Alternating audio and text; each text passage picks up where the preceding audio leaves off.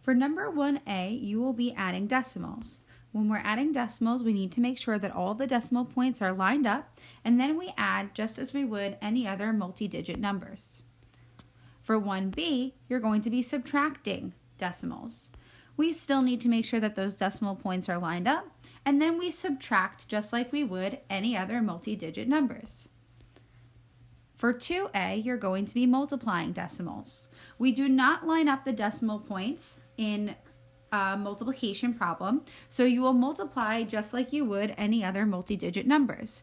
Remember, after you do your first round of multiplying, you'll need to put a 0 as a placeholder down here before you do your second round of multiplying. 2B. For 2B, you're going to be dividing decimals. It's important to remember before you divide that you need to move the decimal place in the divisor all the way to the end of the number. However many times you scoop the decimal point in the divisor is the number of times you must scoop the decimal point in the dividend. So in my number that is inside the house, I'm going to start at the decimal point and scoop one place to the right. Now the decimal point is at the end of the number. I'll do this in black so you can see it. And then I shoot it up to the top where my answer will be. And that decimal point should be in that spot in my answer. For number 3, I'm finding the least common multiple of different numbers. When I'm finding the least common multiple, I think multiples, multiply, skip count.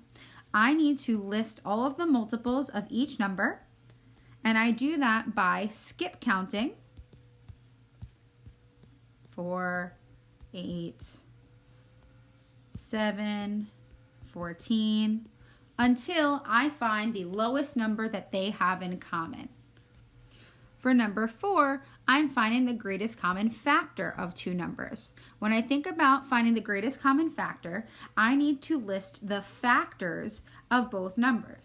Factors are numbers that multiply to equal a number. So for example, 2 factors of 16 would be 1 and 16. That's because 1 times 16 equals 16. Once I've listed all of the factors for both numbers, I'm going to circle the greatest number that they have in common. In number 1 on the bottom of the page, I'm dividing fractions. When dividing fractions, I have to remember KCF, or keep, change, flip. That means that I keep the first fraction, I change division to multiplication, and I flip the second fraction. Then I can multiply across numerator times numerator, denominator times denominator, to get my answer. Remember to simplify if you can. Number 2 on the bottom asks you to write an integer to describe each situation. For this, you'll need to remember that integers are counting numbers and could be either negative or positive.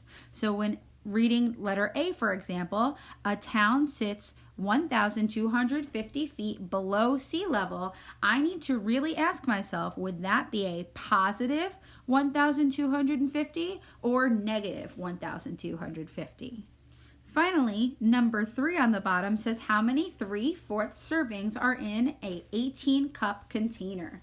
Now, in order to solve this, I really need to visualize what this question is asking me. It's really asking me, and I'm going to draw a picture. It's a great strategy to help me visualize that there is a container that can hold 18 cups. I apologize for the lack of neatness. And it's asking how many 3/4 servings or 3/4 servings are inside. So think about what operation I'm using here.